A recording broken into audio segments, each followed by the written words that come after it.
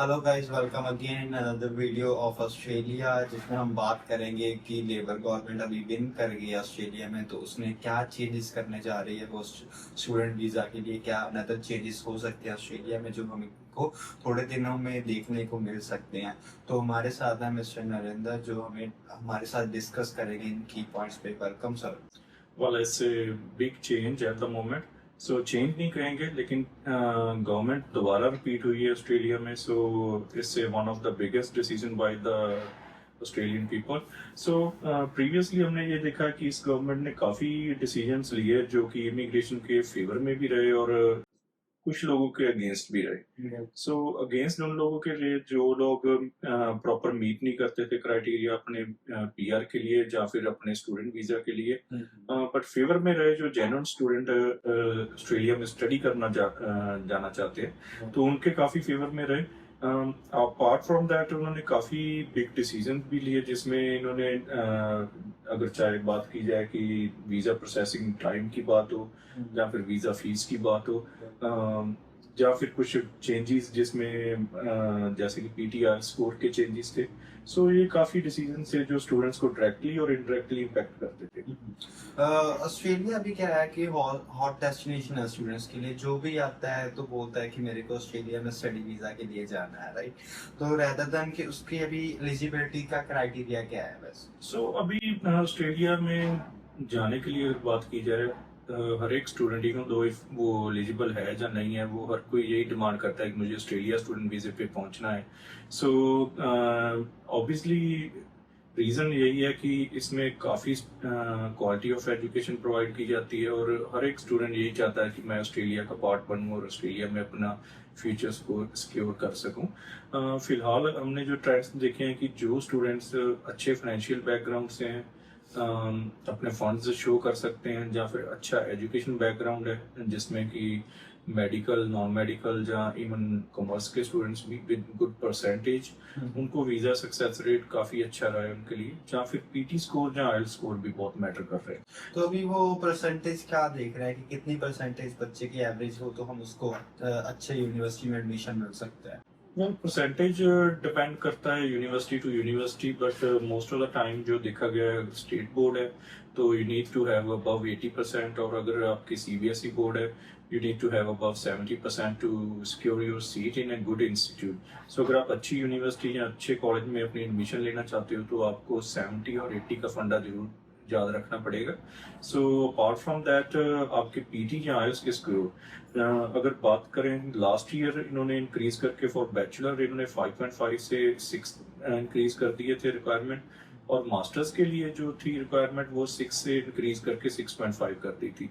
तो that is the still minimum requirement. इस पे भी आप ये मत होप करो कि आपको वीजा डेफिनेटली ग्रांट हो.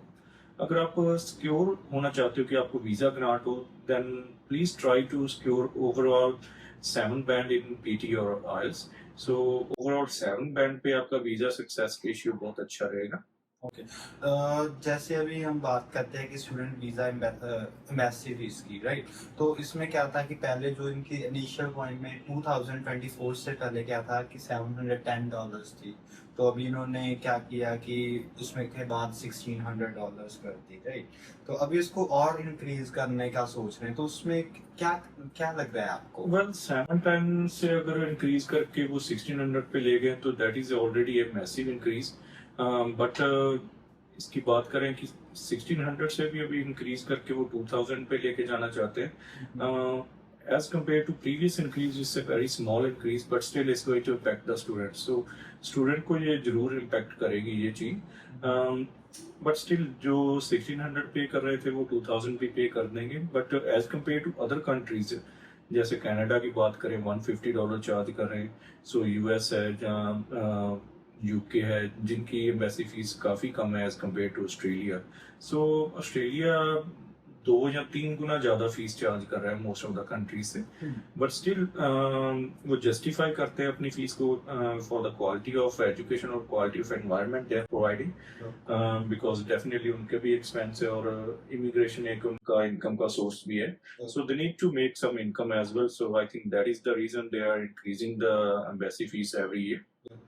अभी जैसे देख सकते हैं तो कि इनकी जो फीस है ग्लोबली सबसे ज्यादा एम्बेसी फीस ऑस्ट्रेलिया की है ना, rather than ऑस्ट्रेलिया कनाडा। बिल्कुल sir, even with the housing crisis and with the inflation, इन्होंने रिसेंट इयर्स में जो फंड्स रिक्वायरमेंट थी आपके पास जो शो करने पड़ते हैं कि आपके पास मिनिमम फंड्स हैं, वो दे put it through like 90,000 to 21 and then to $29,710. So अभी $29,710 चल रहा है, लेकिन इन अपकमिंग ईयर्स अगर वो एम्बेसी फीस इंक्रीज कर रहे हैं तो आप ये भी एक्सपेक्ट कर सकते हैं कि जो फंड्स रिक्वायरमेंट है, लिविंग एक्सपेंस रिक्वायरमेंट है, वो भी इंक्रीज हो सकती है। बिल्कुल। तो अभी जैसे इनका एक और फंड आ रहा है कि जो एनरोलमेंट पे कैपिंग का भी ये सोच रहे हैं। जैसे पहले क्या था कि इन्होंने कुछ लिमिटेड कैप करके हमें इतना स्पोर्ट्स दिया था कि आप इतना ही स्टूडेंट हम एक्वायर करेंगे फ्रॉम द अदर नेशंस, तो उसमें क्या लग रहा है? जब भी नई गवर्नमेंट आती है वो कुछ ना कुछ चेंजेस लेके आते हैं टू शो देयर वोटर्स की उनके लिए वर्थ रहा है गवर्नमेंट इसको वोट करना।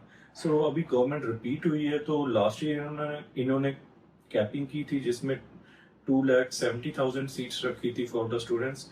सो नेक्स्ट ईयर्स में हम एक्सपेक्ट कर सकते हैं कि इसको वो कम भी कर सकते हैं क्योंकि उनको अच्छा रिजल्ट मिला कैपिंग करने से, but still they will reduce it according to their immigration policy. So वो ऐसा नहीं है कि इसको रिड्यूस करके बिल्कुल ही हाफ कट डाउन कर देंगे, लेकिन डेफिनेटली जिससे गवर्नमेंट को ओवरऑल अच्छा रिस्पांस पब्लिक से मिलता है वो चीज को जरूर वो बूस्ट करते हैं। सो अपकमिंग ईयर्स में हम एक्सपेक्ट कर सकते हैं वो कैपिंग इंक्रीज करेंगे इसको, but still capping is not a big issue than the changes they are going to make in the application fees and the PT or IELTS requirements or study visa requirements.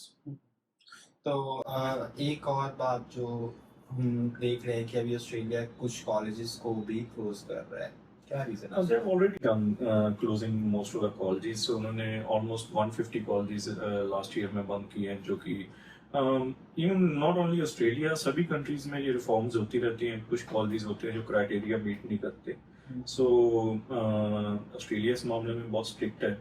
सो वो जब भी उनको reports मिलती हैं कि ये colleges criteria नहीं meet कर रहे तो उनको वो क्लोज कर देते हैं। They call it ghost colleges.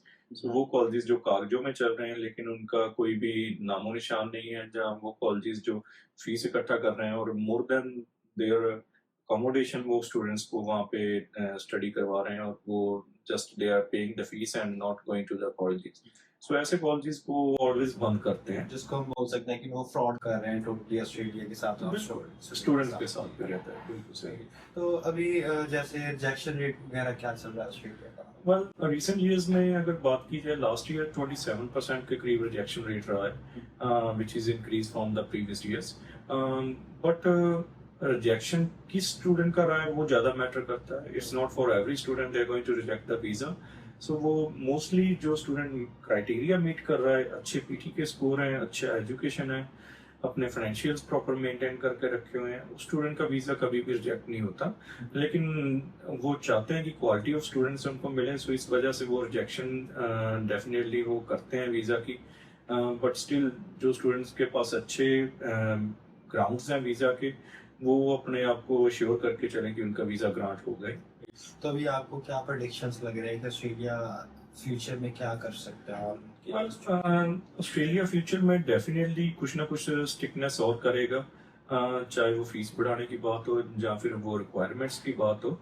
But एक चीज हमें माइंडसेट बना के चलना चाहिए कि वो जो स्ट्रिक्टनेस होगी वो उन स्टूडेंट्स के लिए होगी जो स्टूडेंट्स क्राइटेरिया नहीं मीट करते और वो चाहते हैं कि किसी न किसी एंगल से वो ऑस्ट्रेलिया का स्टडी वीजा गेन कर रहे हैं। क्योंकि ऑस्ट्रेलिया शुरू से ही, और टिपिकल लिबरल पार्टी शुरू से ही इस एंगल से वर्क करती है कि they want to provide quality rather than quantity, but वो डेफिनेटली स्टूडेंट वीजास ग्रांट करेंगे। सो इसमें ये नहीं है कि वो इसको बंद कर देंगे या बहुत ही रिजेक्शंस आएंगी, but still you also need to look on the quality. So अपने आप को ग्राउंड्स क्लियर करिए, अपना फाइनेंशियल बैकग्राउंड अच्छा रखिए और अपना जो पीटी आईएलटीएस के स्कोर हैं, जो एजुकेशन के स्कोर हैं, उस पर वर्कआउट जरूर करिए।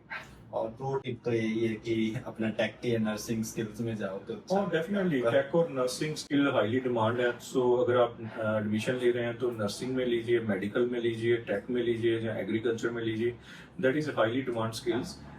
सो इनमें आपको फ्यूचर भी अच्छा सिक्योर होगा, आपको पीआर में कोई प्रॉब्लम नहीं आएगी ऑस्ट्रेलिया में पहुंच के। सो ये चीज़ों का आपको एडवांस में ही ध्यान रखना पड़ेगा। इवन तो अगर आपकी कोई भी कंफ्यूजन है so feel free to leave a comment in the comment section, या फिर हमें कॉल करिए। हमारी टीम ऑलवेज आपकी कॉल को आंसर करेगी और आपकी पूरी हेल्प करेगी उसमें। अगर आपको कोई और इन्फॉर्मेशन चाहिए तो आप हमें कांटेक्ट कीजिए।